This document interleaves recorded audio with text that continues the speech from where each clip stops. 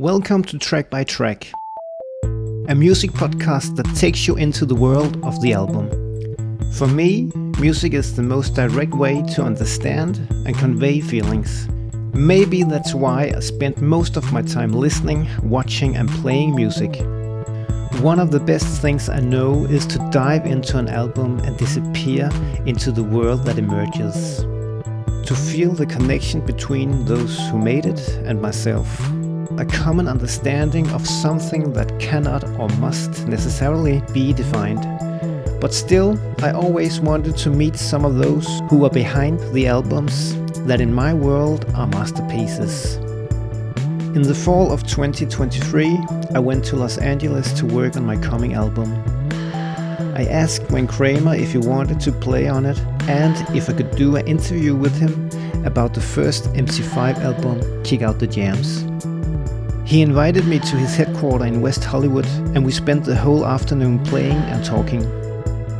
He played me some of his newest tunes from his not yet released MC5 album. We talked about kids, being a parent, prison systems, jail guitar doors, Detroit, politics, and I got to meet his lovely son and wife. As I left that evening, I was filled with a sense of gratitude and hope. Little did I know that this was the last time I was going to spend present time with him.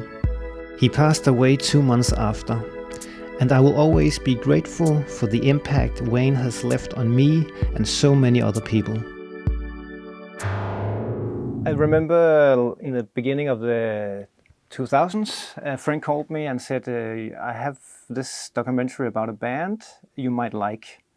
And then I biked to him and we saw it and it was just, I have never heard about this band, MC5. And it's just like, I haven't had this experience since I saw the documentary about The Who, The Kids Are Alright, where there is a band.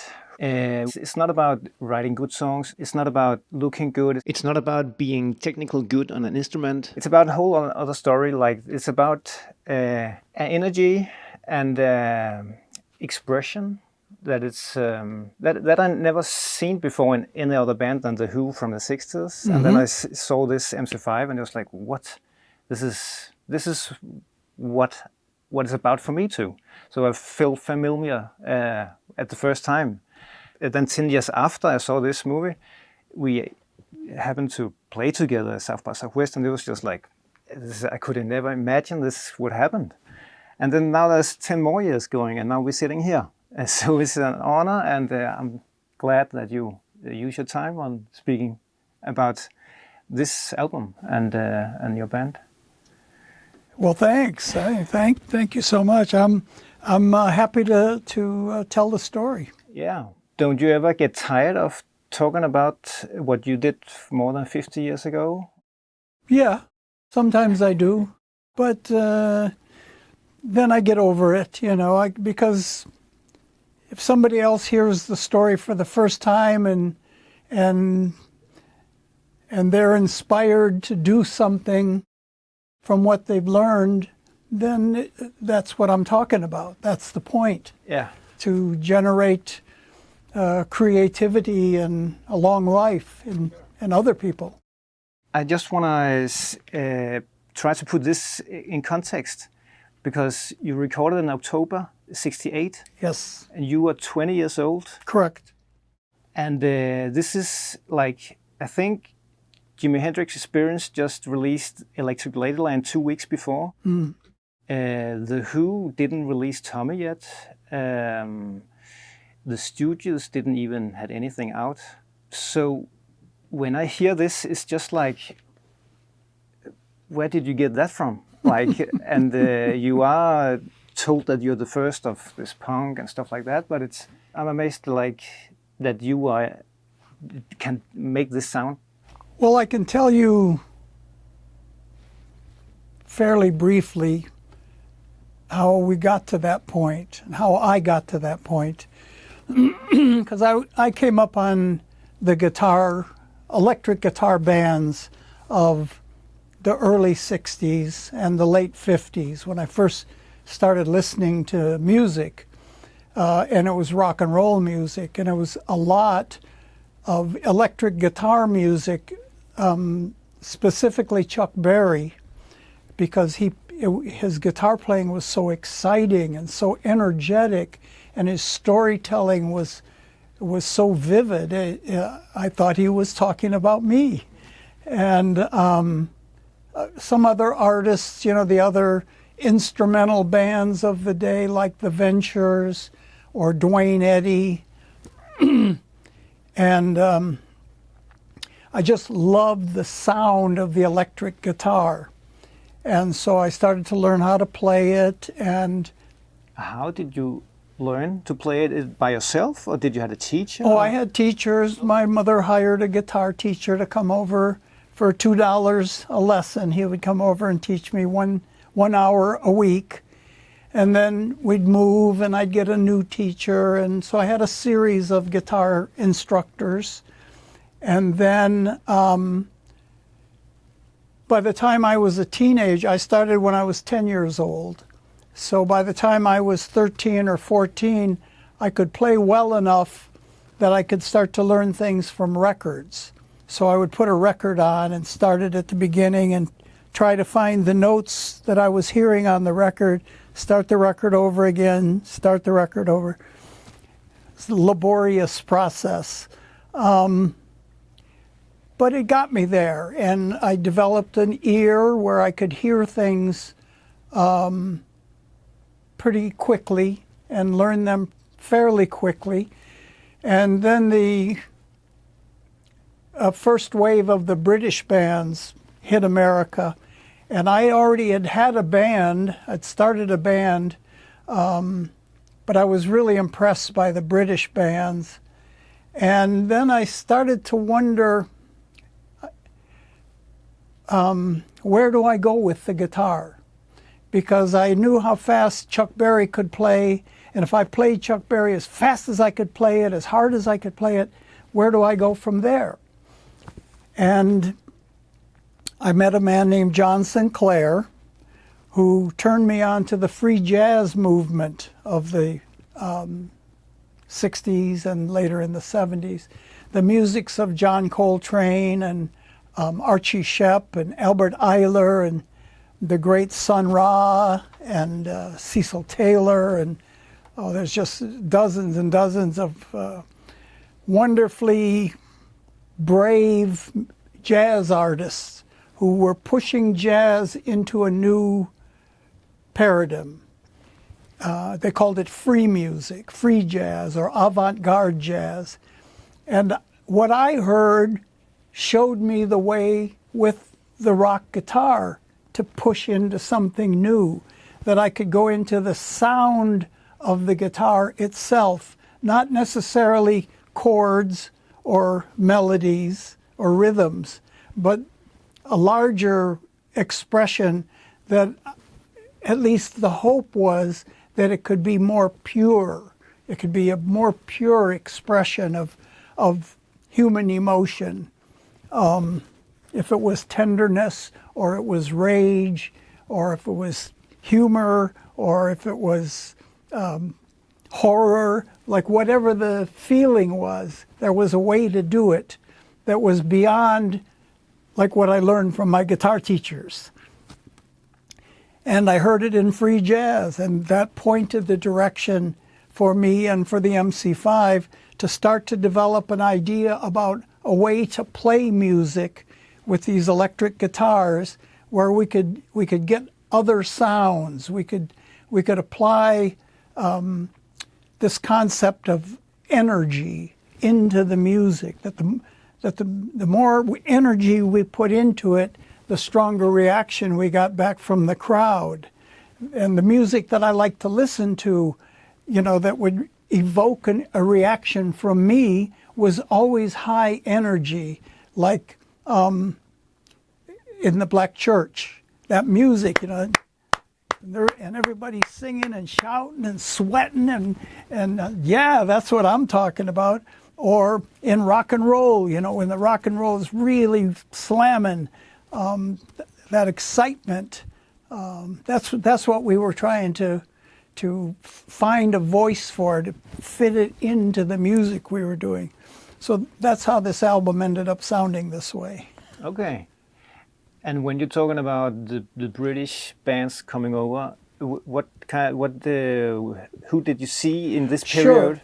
Pete Townsend was somebody that I was paying a lot of attention to, because he was getting sounds out of the guitar that were kind of like what I was working on. And Jeff Beck, of course.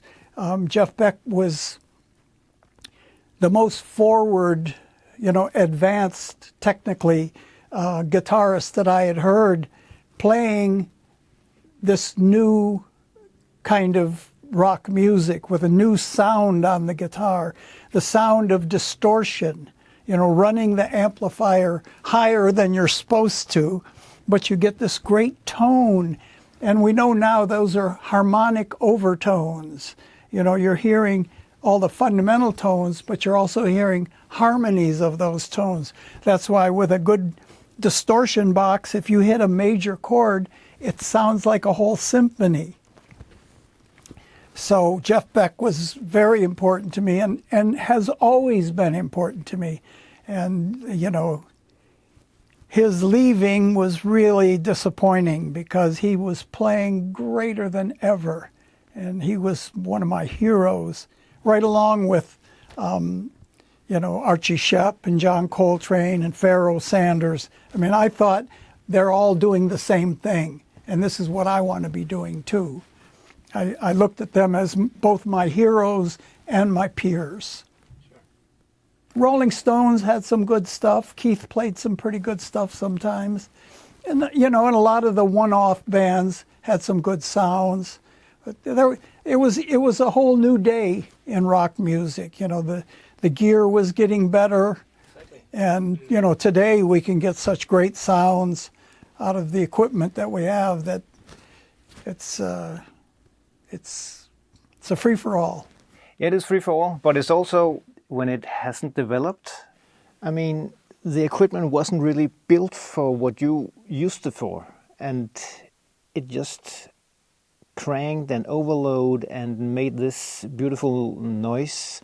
And what inspire and what I admire in the 60s, that the technology wasn't there, but the energy was there. Mm-hmm. It was almost there. It was right before the big stadium concerts, and the PA system wasn't really invented for the big gigs. But you did it. And it was a period where you just pushed the limit, not only technical, but also in all kinds of ways you pushed it. Mm-hmm. And that's what this album is a great example of, something that it's not possible, but you do it in a way for me. Brothers and sisters, I want to see your hands out there.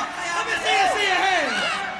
I want everybody to kick up some noise. I want to hear some revolution out there, brothers. This we got from James Brown and the Black Church. We like that fervor, the excitement of getting the crowd going. Well, whether you are going to be the solution.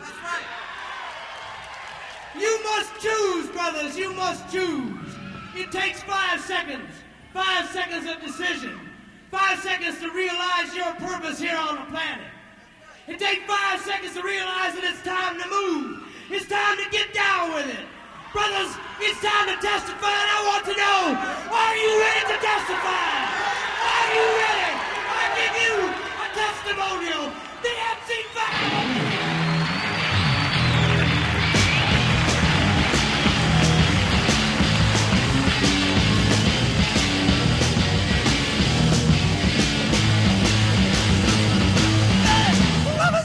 Ramblin Rose.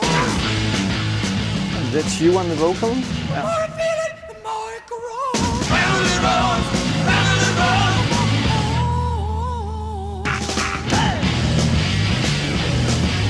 Yeah, that's a song by a Southern artist, African-American artist named Ted Taylor. He recorded it originally, and it was fairly popular on black radio in Detroit. That's where I heard it, because that's the station I listened to mostly. And I thought this would be a great song for the band to do. And I was pretty ambitious to try to sing it in a falsetto. Wasn't really my strength, but it worked. It worked. If you heard Ted sing it, you hear how it should be sung properly. But I did the best I could, and it's okay. I'm not ashamed of it. And I still do the song regularly when I perform today, 50 years later. It's got a great guitar riff and a couple spots for quick solo explosion, and seemed like a good way to get a show started. Just come out, both barrels blasting away, wake them up right away. Let's go, let's go. And how many were there in the crowd? Here? Yeah? It was about 3,000. That's big? Yeah, it was packed. The Grande Ballroom held, I think there was probably more than the fire department liked. They probably would have liked to have had 2,000, but I think there was about 3,000 kids there that night. It was, we were the house band there. We played there every week, and all the touring bands that were touring around the country would come through, and we'd open the show for them. All the bands of the era, Cream and Savoy Brown and Procol Harum and Janis Joplin and the Jefferson Airplane, the Grateful Dead, and The Doors? The Doors never played the Grande. No. They played in Ann Arbor. I think they played Cobo Hall, was the bigger venue. They already had big hit records. Yeah. All the bands that I just mentioned didn't really have hit records yet. This was the new album-oriented music scene. The Doors had radio hits. Their songs were being played on the radio. Yeah. But Cream wasn't on the radio, or Grateful Dead weren't on the radio. And we weren't on the radio until this came out, and then the next song, Kick Out the Jams, went to #2 in Detroit. Okay. Yeah. It's a big thrill for me. Kick out the jams, motherfucker!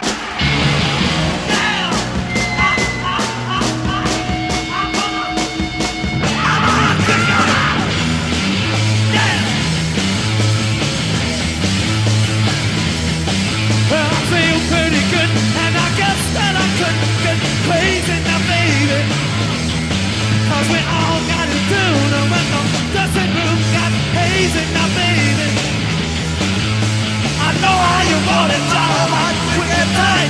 The girls can't stand it when you're doing it right. Let me up on the stand, and let me kick out the jam. Yes, kick out the jam. I have to kick them out.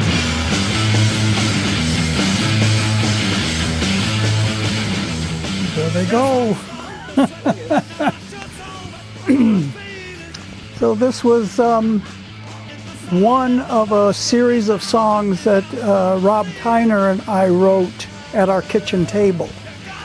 We would smoke a joint of marijuana, and I had my guitar and he had a notepad, and I'd just play guitar until he heard something he liked. It's, wait, stop. Wait, play that again. Play that. Now play it over again. No, just that. No, yeah, that part. Play that. Like this? Yeah. And then he'd a few pretty good, and we just built it. We built it. I was sitting there at the kitchen table. We wrote a number of the songs off of this album that way, and then we would go to band practice and show the band the song we had written and tighten up the arrangement, maybe change some things. It was pretty collaborative effort. Everybody contributed.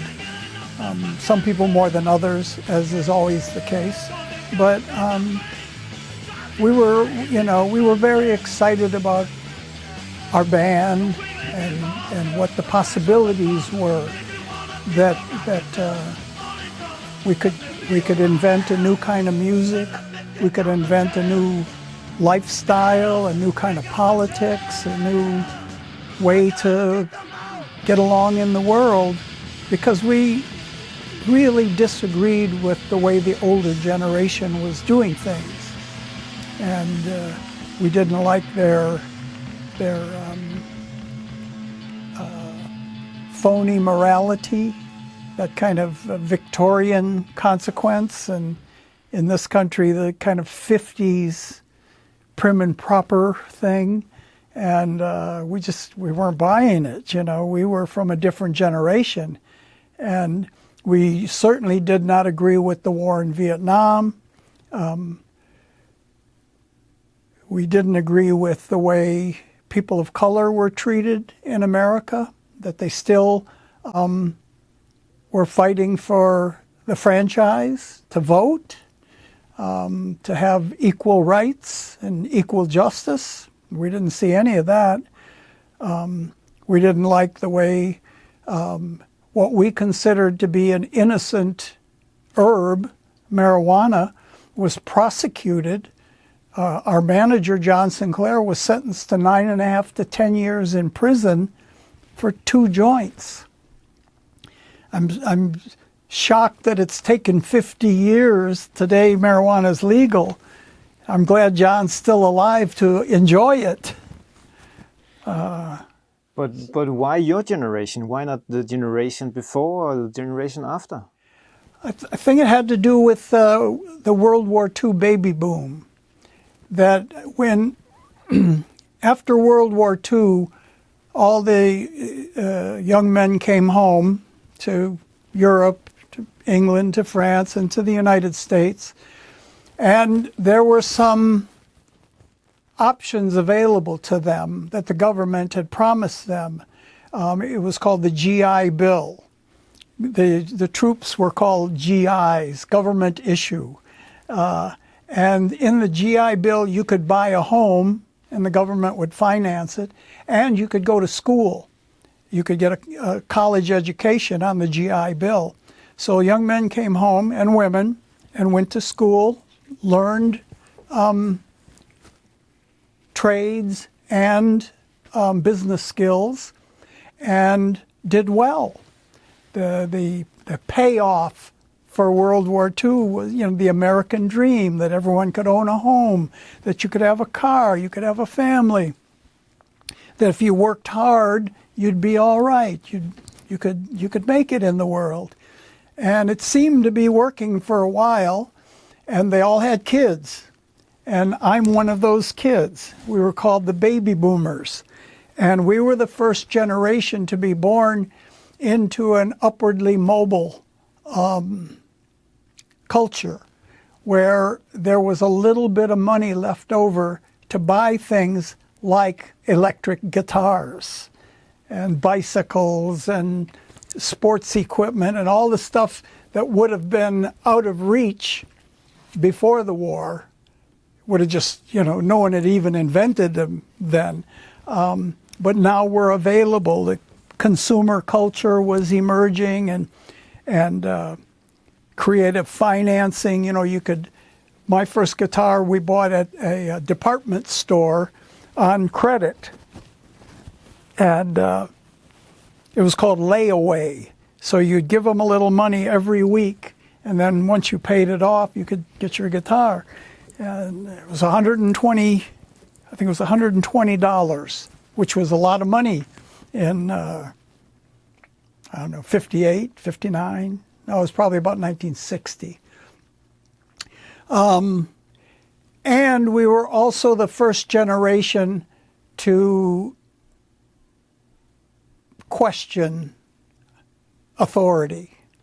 That we didn't just blindly follow what the older generation told us. We, you know, we grew up in a different time. And to us, the future was about possibilities. And I don't think we were going to be satisfied just doing the same thing that our parents did, that they did what their parents did, that they did what their parents did, that they did what their parents did. We kind of made a line in the sand and said, we're on this side, and you guys are on that side. And I think drugs had a influence on that, that my generation discovered marijuana in a major way, that there was a substance we could take that, as far as we could tell, didn't make you crash your car, didn't make you want to fist fight with people, didn't make you want to beat your wife. You know, mostly you'd want to go get some ice cream and and listen to music and hang out with your friends and act silly. And we couldn't understand why the older generation hated us for it.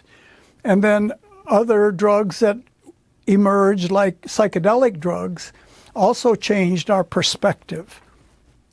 Today, we're starting to see the return of psychedelics being treated seriously as a very powerful and viable tool in mental health treatment. And we could have done it back then, but they were so anti-drug that they locked people up forever for possessing LSD and marijuana. We don't do that today, and that's to the good. Only took 50 years. But I think those are the main reasons. It was a historical sea change. There was a shift there. And then we've seen some since then, in the following generations, how now the baby boomers are the older generation.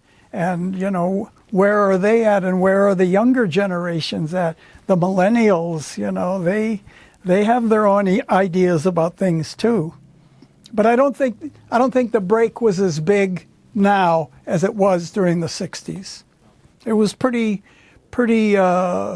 substantial. Yeah. How was it to be a part of it?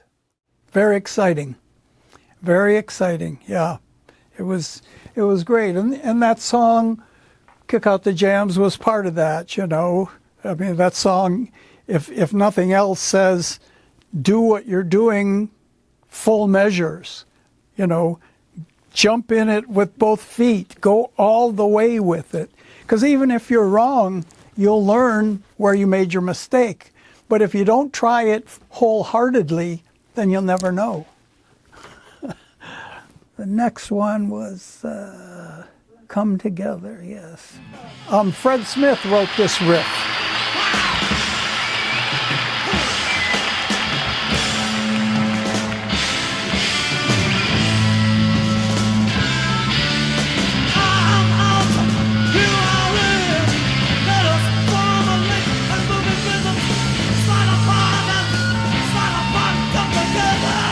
It's a great song to play live. Even today when I play it, I love playing this song. Just can't deny it. I mean, he was talking about the big metaphorical come together as in a gathering of people, but more so he was talking about coming together as two people having physical enjoyment.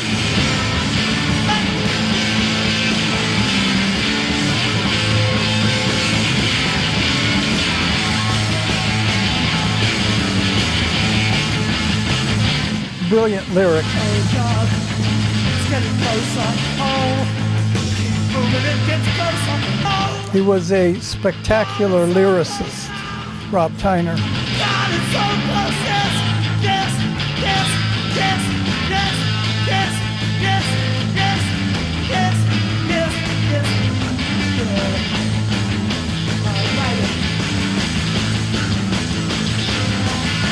Blue rising, blue gathering, blue praising, blue eruption, blue to a people, all gasping over. Together, yes, together in the darkness. Wow.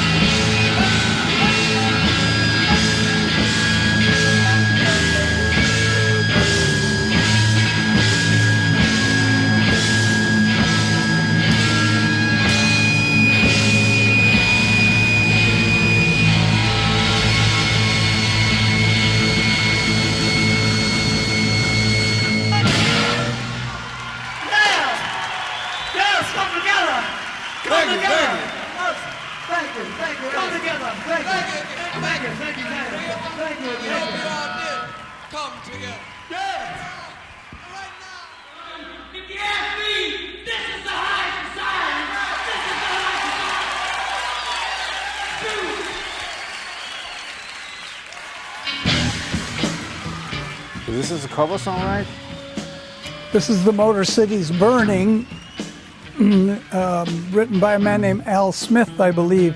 We first heard it as being performed by John Lee Hooker, who was a big influence on us and was also from Detroit, and the giants of the Detroit blues scene.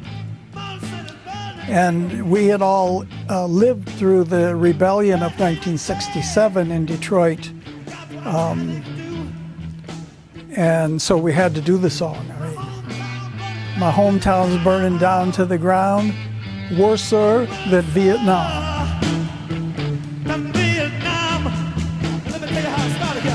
And it's the blues. And you got to play the blues. It all comes from the blues.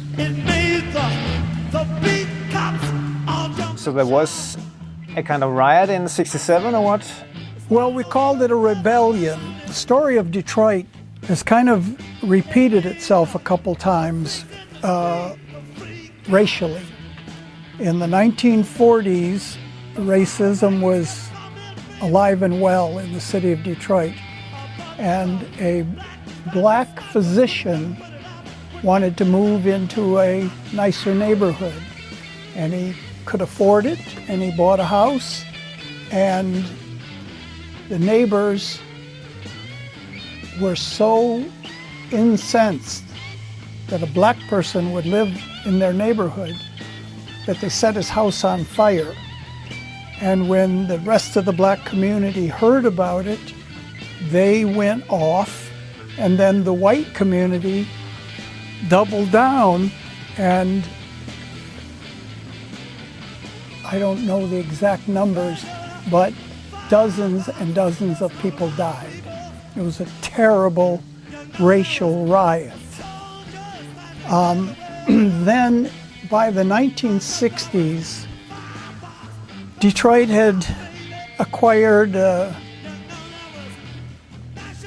reputation of being the North, the liberal North, that there were good jobs in the auto industry. And after World War II, there was a great exodus from the South of African Americans coming up to Detroit for good jobs, and white Southerners as well.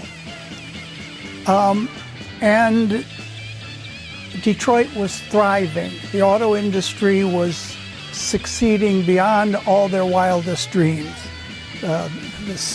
As I mentioned, after World War II, the promise of the American promise, the American dream. See the USA in your Chevrolet.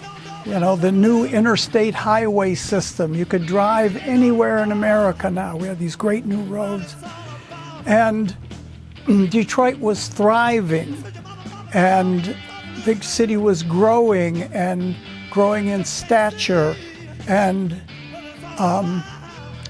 black people did not share in any of it. They did not share economically. They worked in the factories, but they were discriminated against by the unions. They were the first fired and last hired, and they got the shittiest jobs on the shop floor. They got the most dangerous jobs, the nasty jobs, grinding, sanding, in the ovens, smelting steel, all of the hard, nasty, dangerous jobs. That's the jobs they got. And they did not participate in the success of the auto industry socially. You know, they weren't making any more money. They couldn't go buy a new big house. They weren't participating politically. They had no representation. They weren't on the city council. They weren't in the mayor's office. They weren't on the county commissioners. That was all white people. And in the 1950s and in the 1960s, and I'd say up through the 70s and even into the 80s, American big city police departments were the biggest gangs in town. And they were gangs, and they were white racist gangs. They had guns, They had badges, they had handcuffs, they had authority. And they used it against the black community. And this happened in Detroit over and over and over. Detroit Police Department murdered black citizens at will. At will. They could shoot a black person and, well. And by the summer of 1967, the temperature had gone up in all of America. That black people were tired of being beat on and discriminated against and being treated as second-class citizens and ripped off.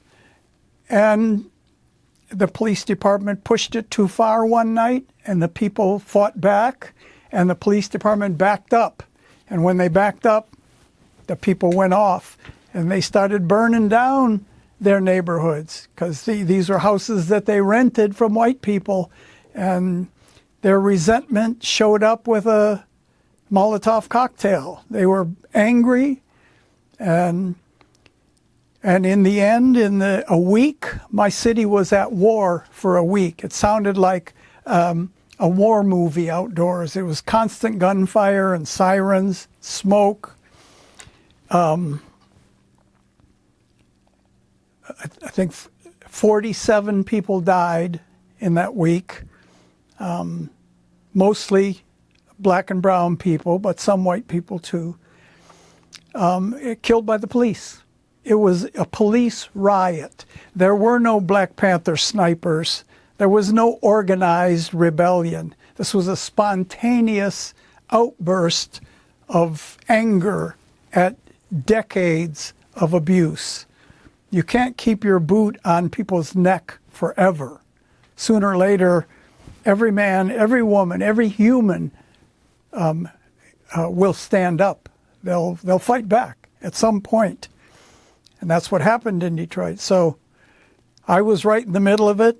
I had a United States Army tank pointing his cannon at my front door. He saw there was a telescope in the upstairs window. We were looking at the fires, and they said we were snipers. And the Army raided my house and took me to jail. Yeah. So I have firsthand experience in the riot. I knew what happened there. I was in the middle of that. And so I had to sing about it. And I still do. It was an important story. And it's an important lesson for the feeders and leaders in high offices of power, that you cannot abuse people forever. They'll buck, they'll rebel. All you have to do is look at history. Let them eat cake. Oh, really? Yeah. Well, what'd that get you? Rama, Lama, fire, fire, fire.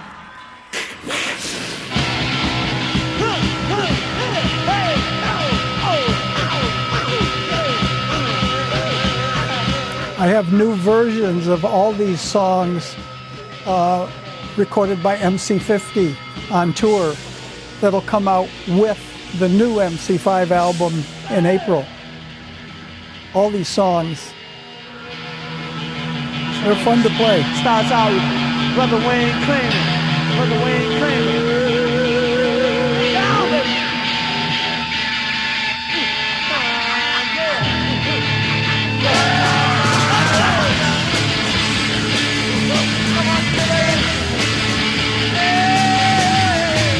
Some good folks and a six-pack. We can suck them up, pull it till you flat on your back. You know I got to keep it up, cause I'm a man. I'm a boy, hellraiser, and I'm gonna get the hell. I'm a man for you, baby. Yes, I am for the baby. Say I'm a man for you, baby. More exuberance, youthful exuberance. I'm the man for you. Yes, I'm my baby. 20-year-olds on testosterone.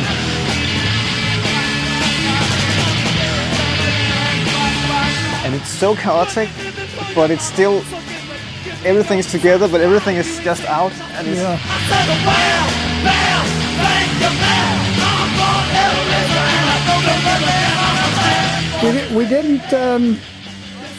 We didn't spend much time trying to perfect things, you know, in the way we played.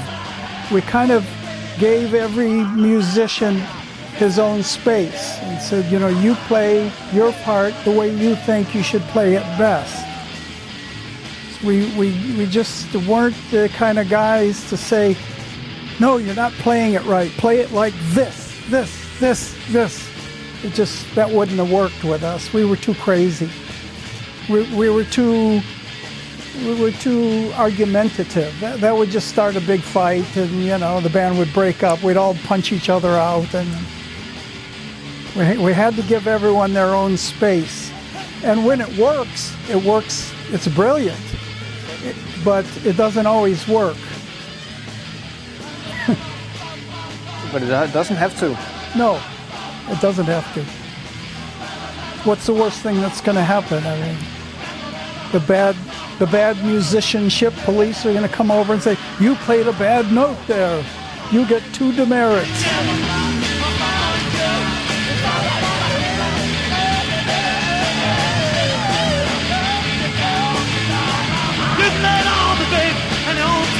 We can share this song, good devoted, solo man. I got to keep it up cause I'm a natural man. I'm entitled to name, and I kick off the jam. I'm a man for you, baby. Yes, I am for you, baby. You say I'm a man. Proclaiming my virility. I am the man for you, baby. Oh, I'm the man for you. Yes, I'm gonna be. I'm out of here. Yes, I'm gonna be. No, I'm the one. Yes, I'm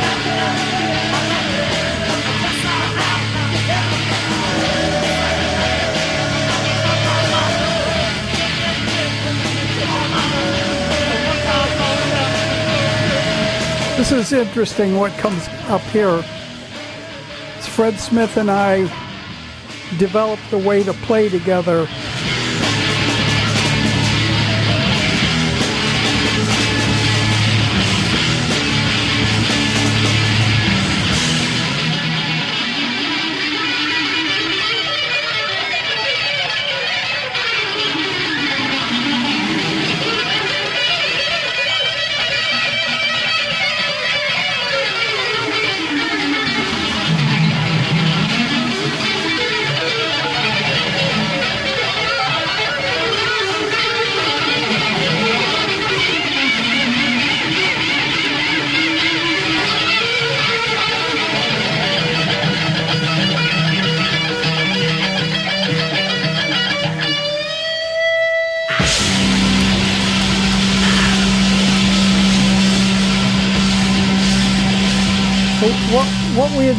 What we kind of pioneered there was an ability to solo simultaneously outside of a beat or a key, but just listen to what the other guy's playing and try to connect with what he's playing with what you're playing.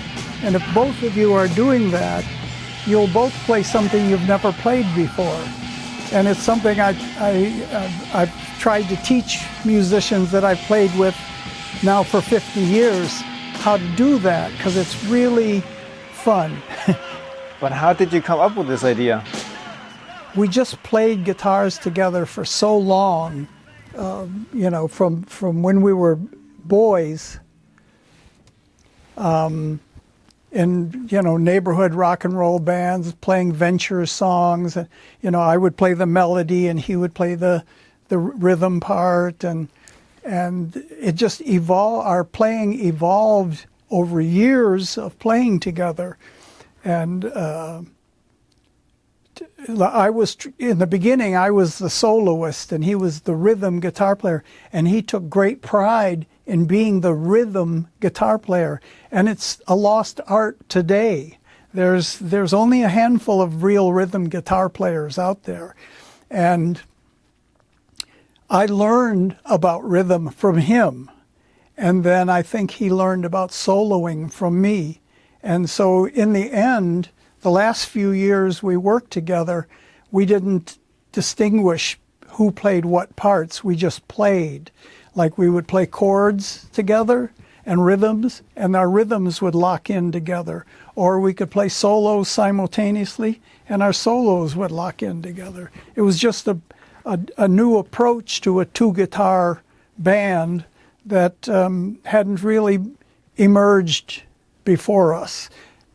We heard traces of it, you know.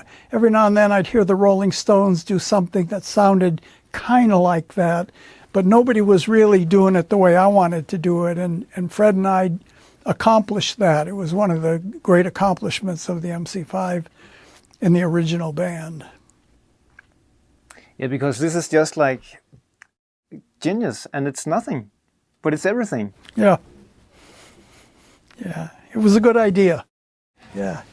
I wrote this song.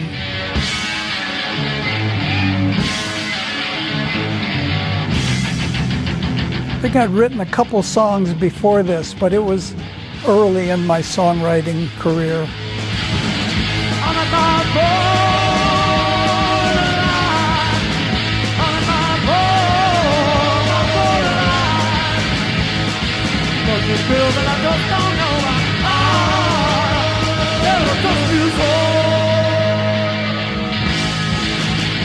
The pumping there, and I hear some Black Sabbath in it and stuff like that.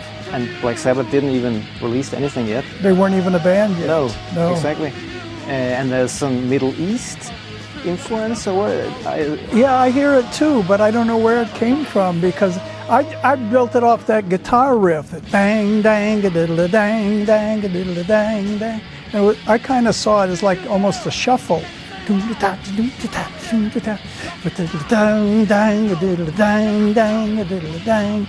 by the time the band got done with it, it took on a whole new flavor. And it's interesting because in MC50, you know, the Pearl Jam drummer Matt Cameron. Matt's a terrific drummer, really talented musician. Jazz musician, and he couldn't wait to play this song. He said, that middle on that tune, that's sick, man. I love that shit. Dang, dang, dang, doom ba da da, doom ba da da, doom da da da.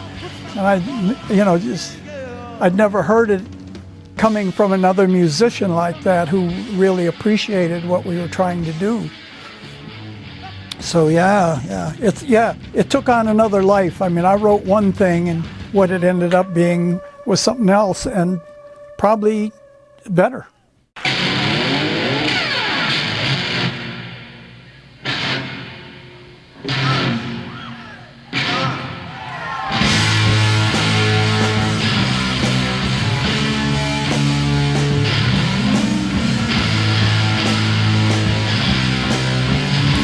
We were just trying to make the biggest, ugliest dirge that we could. Just heavy, sludgy, stuck in the mud, tar, grease.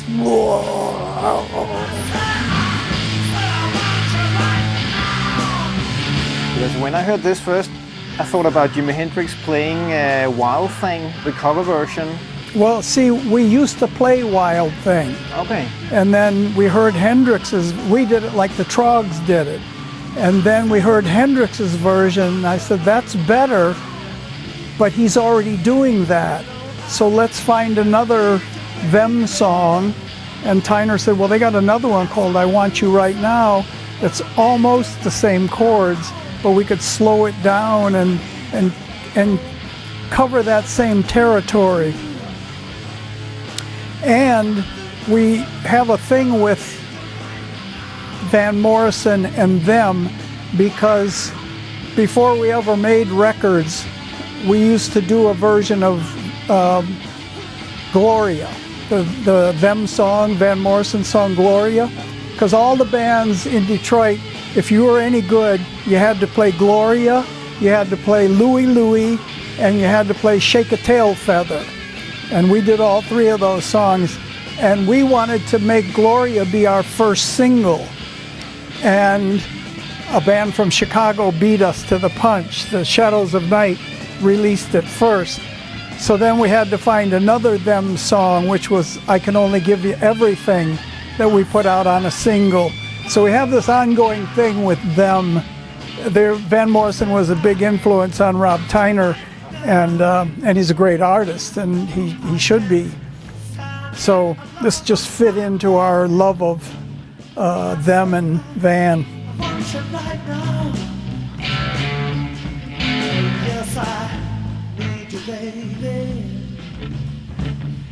This part of the show, Rob would get into this whole lascivious interplay with young girls in the audience, and no one took offense at it in those days like they would today. Today that would be politically incorrect.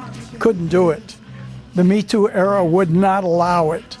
But in these days, in the 1960s, it was like let your freak flag fly. And, we talked about dope, rock and roll, and fucking in the streets. And we would pretend fucking. And that's what he would do. He didn't force any girls to do anything. They participated with him willingly in feigning intercourse on stage, pretending. They had their clothes on. They're just humping each other, But it made for a great show, and everybody cracked up. Everyone thought it was hilarious. No one was offended. The good old days. But the police didn't come and stop it, or that was not a problem? I don't think we ever had a problem with the police about that. We had a lot of trouble with the police about Kick Out the Jams. They would tell us we can't play that song. And I would tell them, it doesn't say in my contract here that I can't play any particular songs. It says my band is supposed to play a 1-hour concert for this much money. We had a lot of trouble with the police with that. And club owners, they would try to tell us you can't play that song. And we'd tell them the same thing. Then they started writing it into the contract. We had one show we played, and we had some strategies for if they said, you can't say motherfucker. So we would say, kick out the jams, brothers and sisters, or if we were playing like a Catholic school, we'd say, kick out the jams, Mother Superior. And one night, it was teen dance, and we had to sign a paper that said we wouldn't say motherfucker. And it was a very well-paying gig. And we went out, it was like $2,000, if I remember correctly. And Tyner was so excited, and it came time to play Kick Out the Jams, and he forgot that we weren't supposed to do it that night. And clear as a bell, kick out the jams, motherfucker! And I just saw that $2,000 go flying away. He would get carried away sometimes. He was a very engaged performer. Yeah, we had a lot of trouble with that stuff. They just hated us. The police and parents and prosecutors and politicians, they saw us as a threat. And we said we were a threat. We earned it. We earned their enmity. And in a way, we made some mistakes. I can't undo it, and I wouldn't undo it if I could. But we did cross a line when the atmosphere in the country got very violent. And our rhetoric started to get violent as well. And we admired the Black Panther Party. And they were armed, and they said there needs to be a group in the white community to do parallel work. And we said, that's us. And they had weapons, and we had weapons. And what we didn't realize, and I only know this now with the benefit of my years, is once you start using violent language and violent images And we're seeing this today with the MAGA and the Trump people, because Trump is pro-violence. He encourages violence, and what does he get? Violence. We saw on January 6th a violent mob try to take over the Capitol. Well, you don't know how it's going to turn out. You cannot predict how the violence is going to go. And it's not going to go the way you think it's going to go. It'll take on a life of its own. And that was a mistake that we made. We just didn't think it through completely. That this could have, for us, for the MC5, it got us kicked out of the music business. I mean, they blackballed us everywhere. We couldn't get a recording contract. We couldn't play concerts. The promoters wouldn't hire us. The labels wouldn't sign us. And we fell apart. No support. For the Black Panthers, it got them death squads. Police departments murdered Black Panthers across this country. And there are still dozens of Black Panthers in prison today, serving sentences from the 60s. So it was a strategic mistake, I think. Okay. And then the final on this album was our tribute to our great leader and mentor, Sun Ra, and the Myth Science Orchestra. We were very much into his music and thought that he showed the way to the future. A song called Starship. Did you normally end the shows with this one? Or? We usually ended the show with it, yeah. We knew Sun Ra pretty well. We brought him to Detroit to play with us often. And he was definitely one of my mentors.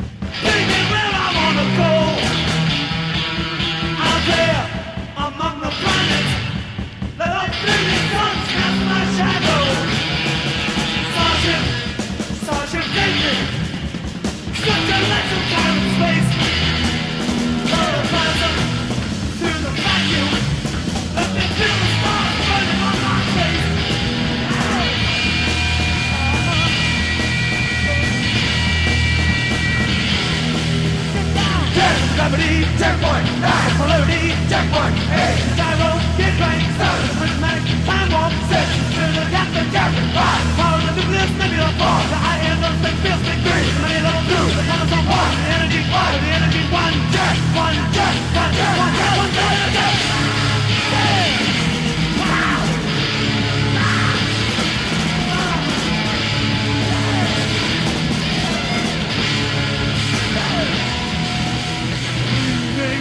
the solar system, leaving the solar system, leaving the solar system, leaving the solar system, leaving, leaving, leaving, leaving, leaving.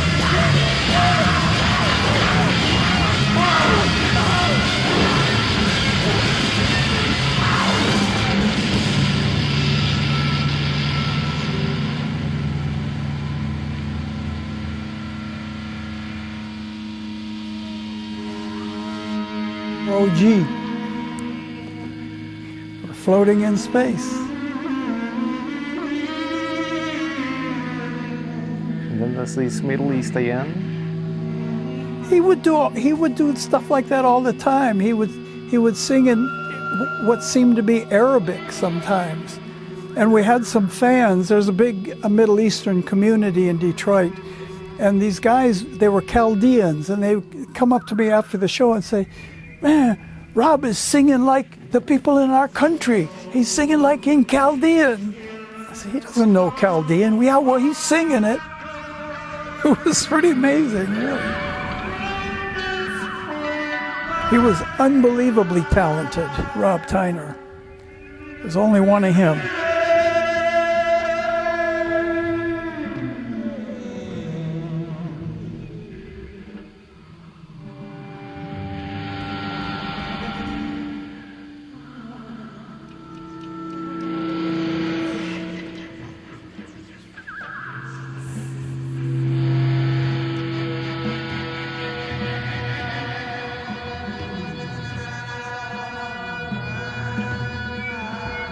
is what I mean about let the key go. We're not worried about the key. And play the space. There's spaces here. Sounds represent something to us. They create things, images in our brains.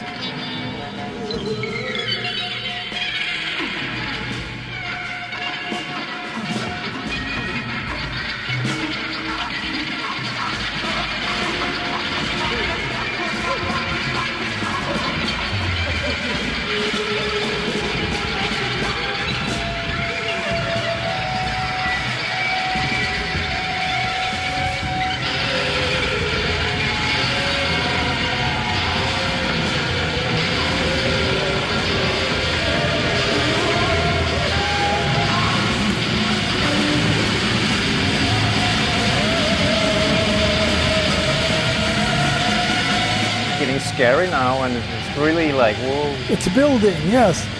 There's a cohesion to it. It's actually cognitive, you know. We're all trying to get on the same wavelength. Are we going this way? Yes, we are. Okay, let's go this way. We're going this way. Because playing free isn't actually free, just like freedom isn't free. There's responsibility to it. And you really have to apply everything you know about music to playing without the rules. So I have to play what's appropriate with what the other people are playing. Almost unimaginable to the human mind. So we set this up as a spoken word with a call and response. Tyner says the lyric. And look further than the ordinary eye can see. Far above the roof of this world, we can encompass vistas of the world.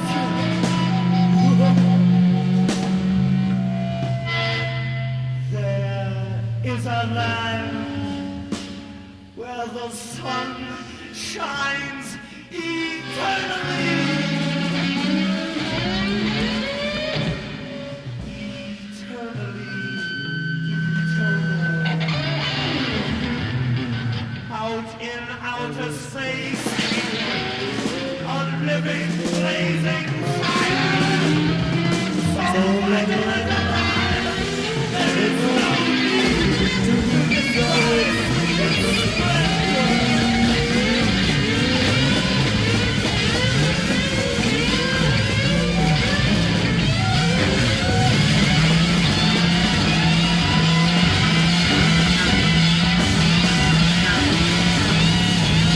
Kind of like the last scene in 2001 when he's blasting forward in time and then he emerges out of it as the Star Child.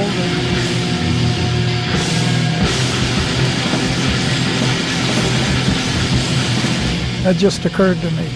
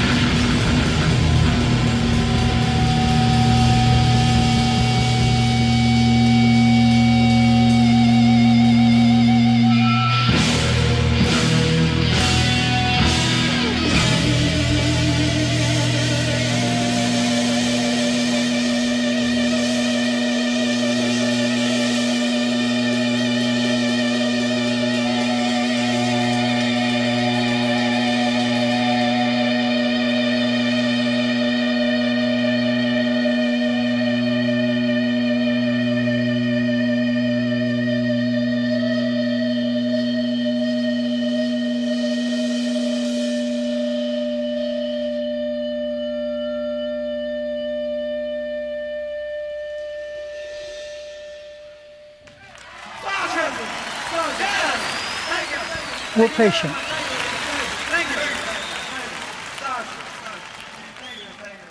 Yeah, that was it. One night in Detroit and on Halloween in 1968. Holds up pretty well for 50 years. And I've noticed a new generation discovers the record every 10 years or so. People that follow who influenced what band, and they connect the dots. They start working their way back, and they get back as far as the Ramones, and they go one step before the Ramones to the Stooges, or one step before the Stooges, and they end up with the MC5. And if you wanted to keep going, you could find the music that influenced the MC5 too. We're all part of this chain. Definitely. Yeah, it's nothing new under the sun. You can say that, yeah. But each generation has to find its own voice, has to find its own music, its own clothes, its own hairstyles, its own politics, to set them apart from the generation before them. Because being individuals is kind of important to us, although we're not really that different. In fact, we're way more alike than we're different. But we strive for individuality and authenticity, and that's a good thing. Yeah. Keeps the gene pool fresh. Well, anything else you want to cover about this record? No, this is perfect. You got your work cut out for you to edit this. Oh yes, that's gonna be a big work, but it's really very interesting.